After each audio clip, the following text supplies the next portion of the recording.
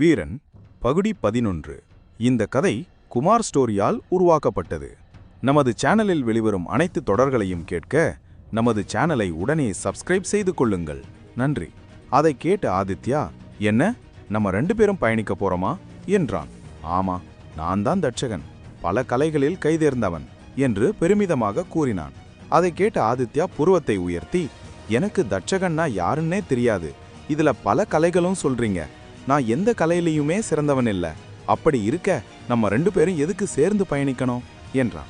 உடனே ஆதித்யாவை பார்த்த தட்சகன், அதை பத்தி இனிமே தெரிஞ்சுக்கலாம், அது மட்டும் இல்லாம இப்போ என்னோட முழு சக்தியும் உன் உடம்புக்குள்ளதான் இருக்கு, அதனால நீ எப்போ என்கிட்ட பேசணும்னாலும் என் பெயரை சொல்லி அழைச்சின்னா நான் உன் முன்னாடி வருவேன் என்றான்.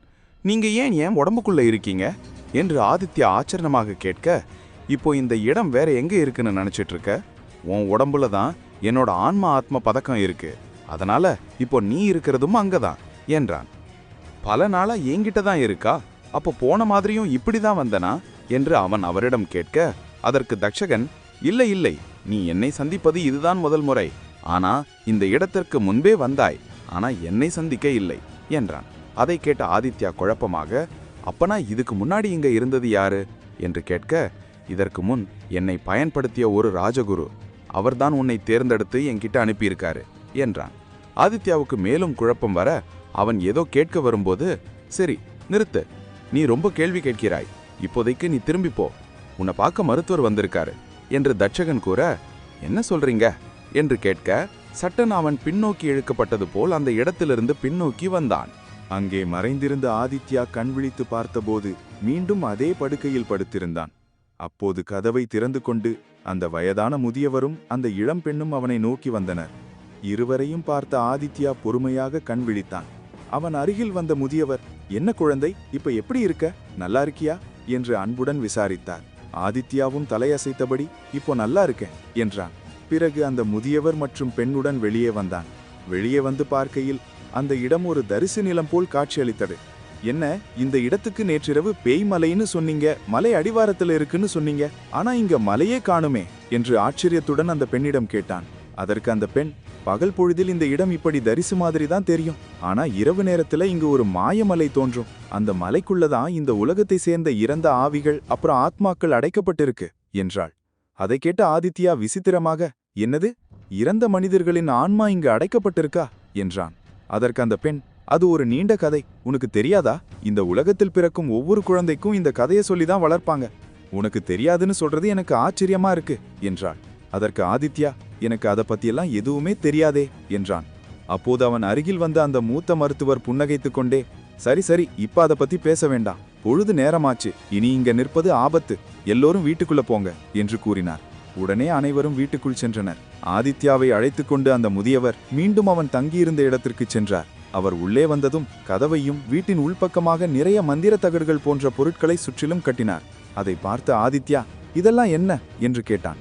அதற்கு அந்த முதியவர், எந்த ஒரு அமானுஷ்யமும் இங்கு உயிர் சக்தி இருப்பதை தெரிந்து கொள்ளக்கூடாதுங்கிறதுக்காகத்தான் இந்த மாய மந்திர கட்டு, இதை முன்பு ஒரு குரு எங்களுக்கு கொடுத்திருக்கிறார், அதை வச்சுதான் இத்தனை வருஷமா நாங்க உயிர் பிழைத்து வருகிறோம், அது மட்டும் இல்லாம இரவு நேரத்துல யாரும் வெளியில போகக்கூடாது, அப்படி போனா அவங்க சதை இல்லாத எலும்பா மாறிதான் மறுநாள் காலையில கிடைப்பாங்க, அதனால நாங்க யாருமே இரவு நேரங்கள்ல வெளியில போறது கிடையாது என்று கூறினார். அதை கேட்டு ஆதித்யா யோசித்து பார்த்தான். அவனுக்கு சிறுவயது ஞாபகம் வந்தாலும் இது போன்ற விஷயங்களை அவன் இதுவரை கேள்விப்பட்டதில்லை. அவன் அவரிடம், இது எந்த நகருக்கு பக்கத்தில் இருக்கும் கிராமம் என்றான். நாம் இருப்பது விராடமலைக்கு அருகே, இந்த பேய்மலை இருப்பதாக அந்த குரு முன்பு கூறினார் என்றார் அவர். இந்த பேய்மலைக்கு பின்புறம் என்ன இருக்குன்னு இதுவரைக்கும் யாருக்கும் தெரியாது, இந்த பேய்மலையை தாண்டி யாரும் போனதில்லை என்றார் அந்த பெரியவர்.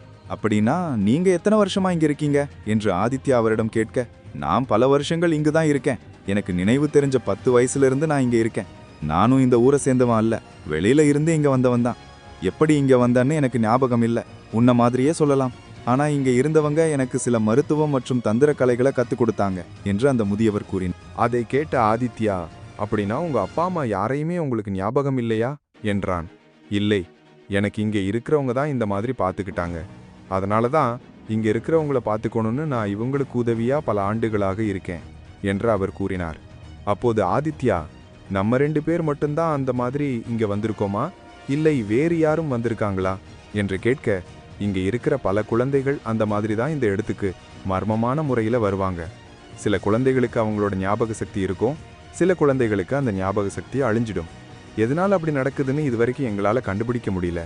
ஆனா ஞாபக சக்தி இல்லாத குழந்தைகள் இங்கேயே தங்கிடும், வெளியில போகாது. ஆனா ஞாபக சக்தியை மறக்காத குழந்தைகள் இங்கிருந்து காணாம போயிடுவாங்க. எங்க போறாங்க என்னன்னே தெரியாது என்றார். இதை கேட்ட ஆதித்யாவிற்கு, என்ன சொல்றீங்க, இங்க இந்த மாதிரி நிறைய குழந்தைகள் வந்துட்டு இருக்காங்களா? யார் இதை செய்யறது? அதை எதையும் கண்டுபிடிச்சிங்களா என்றான். அப்போது புன்னகைத்தவர், இரவில் யாருமே வீட்டை விட்டு வெளியே வரக்கூடாது என்பது அந்த குரு போட்ட உத்தரவு. அதை மீறி யாரும் இதுவரை வெளியில் சென்று அதை கண்டுபிடித்தது இல்லை என்றார். இங்க வர குழந்தைகள் எல்லாமே இரவுல தான் வருது. நாங்க காலையில கிராமத்தை சுற்றி வரப்பதான் அவங்கள பார்த்து மீட்டெடுக்கிறோம். மீட்டு எடுத்த பிறகு இங்க அழைச்சிட்டு வருவோம். ஆனா எல்லா குழந்தைகளையும் ஒரே இடத்துல நாங்க கண்டுபிடிச்சது கிடையாது.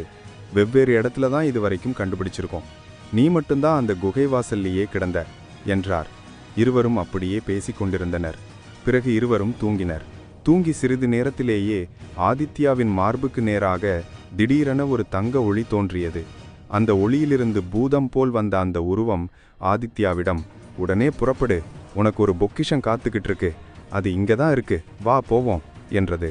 அதை கேட்டு ஆதித்யா, சத்தம் போடாதே என்று வாயின் நடுவே கையை வைத்து காட்டினான்.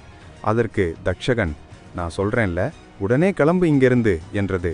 உடனே ஆதித்யா தட்சகனிடம், கிளம்பு கிளம்புன்னு சொல்ற, வெளியில தான் பேய்கள் இருக்கு, அதை தாண்டி எங்க போறது? இந்த முதியவர் சொன்னதெல்லாம் நீயும் கேட்டே இல்ல என்றான். அதற்கு தட்சகன், நாவும் கூடி இருக்கிறப்ப எந்த ஒரு ஆன்மாவும் சரி பேயும் சரி உன்னை எதுவும் தொட முடியாது. இப்போதே நம்ம கிளம்பினாதான் அந்த பொக்கிஷத்தை அடைய முடியும். அது மட்டும் இல்லாம இந்த கிராமத்துக்கு ஒரு நல்லதும் செய்ய முடியும் என்றான். என்ன சொல்ற என்று கேட்க, அவர் சொன்னது எல்லாத்தையும் நான் கேட்டுக்கிட்டு தான் இருந்தேன். இது ஒன்றும் பேய்களின் மலை கிடையாது. ஆனா இந்த மலைக்கு கீழே இறந்தவர்களோட ஆவி ஆத்மா அடைக்கப்பட்டது உண்மைதான். எங்க யாரு இறந்தாலும் இங்கு தானாக கொண்டு வரப்பட்டு அடைக்கப்பட்டுருவாங்க. ஆனா அதோட கதவை திறந்து வச்சிருக்காங்க. அந்த கதவுல இருக்கிற விரிசலை வச்சுதான் சில ஆவிகள் ஆத்மாக்கள் வெளியில வருது. அதே நேரம் இந்த சிறைச்சாலையவே பார்க்கக்கூடிய சில ஆத்மாக்கள் அதை மூட எண்ணிதான் பல குழந்தைகளை தூக்கிட்டு வருது அந்த கதவை மூடுறதுக்காக. ஆனா அதை பத்தி ஞாபகம் இருக்கிறவங்க ஆவிகளுக்கு உதவ போறாங்க. உதவ முடியலங்கிறப்போ அந்த ஆவிகள் திரும்பி அந்த குழந்தைகளை அனுப்பிடுது. அனுப்பியும் மறந்த குழந்தைகள் இந்த வீட்டுக்குள்ள இருக்கும் மாயக்கட்டை தாண்டி வெளியில வராததுனால இங்கேயே மாட்டிக்கிறாங்க என்றது. அதை கேட்ட ஆதித்யா, என்ன சொல்ற, அப்படின்னா இவங்க எல்லாருமே தப்பா புரிஞ்சுக்கிட்டு இருக்காங்களா என்றான். அதற்கு தட்சகன், ஆமா, இங்க வெளியில சுத்துற எல்லா ஆவி ஆத்மாக்களும் கெட்டவங்க கிடையாது. 1-2 இருக்கலாம். ஆனா பல ஆவி ஆத்மாக்கள் இங்க சுத்திக்கிட்டு இருக்க தவிர இவங்களுக்கு எந்த ஒரு தீங்கும் தந்ததில்ல.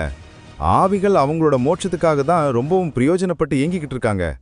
இப்போ நீ அந்த ஆவிகளுக்கு மோட்சம் கொடுக்க முடியலனாலும் அந்த கதவை மூடி ஏற்படும் சில அமானுஷ்ய மாறுபாடுகளை தடுக்கலாம். அதுக்கு நீ போய் அந்த கதவை மூடி ஆவிகளுக்கு உதவணும் என்றது. அதை கேட்ட ஆதித்யா, என்ன சொல்ற, ஆவிகளுக்கு நான் உதவணுமா? இது நடக்கிற காரியமா என்றான்.